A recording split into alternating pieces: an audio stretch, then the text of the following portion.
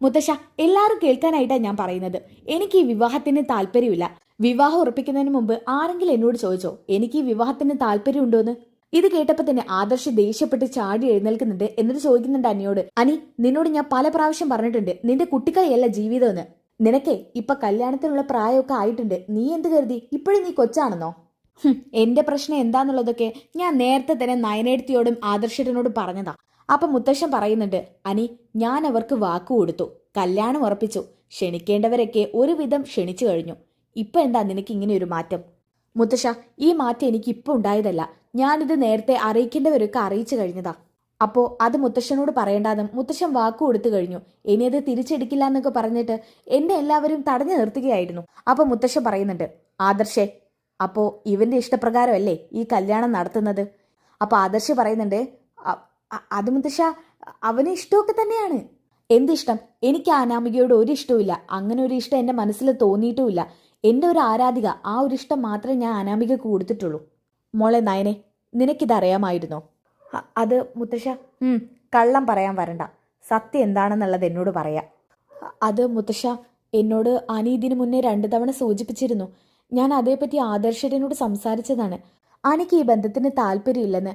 ഈ ബന്ധത്തിന് താല്പര്യമില്ലാതെ അവനെ അടിച്ചേൽപ്പിക്കുന്നത് ശരിയല്ലല്ലോ. മാത്രമല്ല, ഞാൻ ഈ കാര്യം പറഞ്ഞു ചെല്ലുമ്പോഴൊക്കെ ആദർശേട്ടന് എനിക്ക് അനാമികയുടെ അസൂയാണെന്ന് പറഞ്ഞ് എന്നോടെപ്പോഴും ദേഷ്യപ്പെടാറാ പതിവ്. ഇതൊക്കെ കേട്ടിട്ട് ആദർശന് ദേഷ്യം വരുന്നുണ്ട് കേട്ടോ. ഓഹോ, അവൾ അവസരം കിട്ടിയപ്പോൾ മുതലെടുക്കുകയാണെന്നൊക്കെ പറഞ്ഞ് ആദർശ് ഇങ്ങനെ മനസ്സിലിങ്ങനെ അഹങ്കരിക്കുന്നുണ്ട്.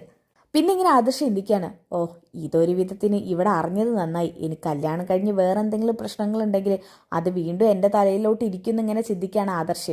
മറുഭാഗം നോക്കിയാൽ ഇവൾ പറഞ്ഞത് എന്തുകൊണ്ടും ശരിയാണെന്ന് ആദർശിന് മനസ്സിലാവുക കേട്ടോ.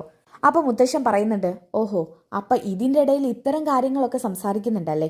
അനി, നീ ഇവരുടെ അടുത്ത് പോകുന്നതിന് പകരം ഒരിക്കൽ പോലും എൻ്റെ അടുത്തോട്ട് വന്നില്ലല്ലോ. ഈ ആവശ്യം എന്നോട് നീ ഉന്നയിച്ചില്ലല്ലോ. അത് മുത്തശ്ശന് വയ്യാതിരിക്കുകയായിരുന്നു. അപ്പോൾ ഇങ്ങനെ ഒരു കാര്യവും പറഞ്ഞ് മുത്തശ്ശൻ്റെ അടുത്തേക്ക് വരണ്ടെന്ന് കരുതി. ഓ, അങ്ങനെയാണോ? എങ്കിൽ പിന്നെ ആ കുട്ടിയും നീയും തമ്മിൽ പ്രണയത്തിലാണെന്ന് ആ കുട്ടി പറഞ്ഞതോ? ആ സമയത്ത് മോനൊന്നും പറഞ്ഞില്ലല്ലോ.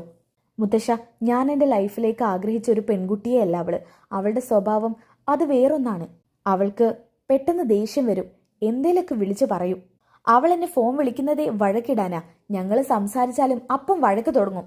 ഇങ്ങനെ ഒരാളുടെ കൂടെ എങ്ങനെയാ ലൈഫ് മുന്നോട്ട് കൊണ്ടുപോവുക? ഇതേപ്പറ്റി ഞാൻ നേരത്തെ അറിയിക്കേണ്ടവരൊക്കെ അറിയിച്ചതാ, പക്ഷേ അവരത് കാര്യത്തിലെടുത്തില്ല. എന്നാൽ ഇതൊക്കെ കേട്ടിട്ട് ദേവയാനിക്ക് ദേഷ്യം വരുന്നുണ്ട്. ദേവയാനി പറയുന്നുണ്ട്, അനി, നിന്റെ ഒരു കള്ളത്തിനും ഇവിടെ നടക്കില്ല. നീ എന്താ ഈ നിൽക്കുന്ന അബിയെ കണ്ട് പഠിക്കുകയാണോ? ഒരു പെൺകുട്ടിയെ പ്രണയിച്ചിട്ട് ഇപ്പൊ അവളെ വേണ്ടെന്നല്ലേ? എന്നിട്ട് അവൻ അവക്ക് വേണ്ടാത്ത കുറ്റവും കുറവും കണ്ടെത്തുക. അപ്പൊ മുത്തശ്ശൻ പറയുന്നുണ്ട്, ദേവയാനി, ഇവിടെ ഞാൻ സംസാരിക്കുന്നത് കേട്ടില്ലേ? അതിൻ്റെ ഇടയിൽ കയറി ആരും സംസാരിക്കുന്നത് എനിക്കിഷ്ടമല്ല. അറിയാലോ നിനക്ക്. മാറി നിൽക്കുക അങ്ങോട്ട്. ഇതിനെന്ത് തീരുമാനം എടുക്കണമെന്ന് ഞാനൊന്ന് ആലോചിക്കട്ടെ.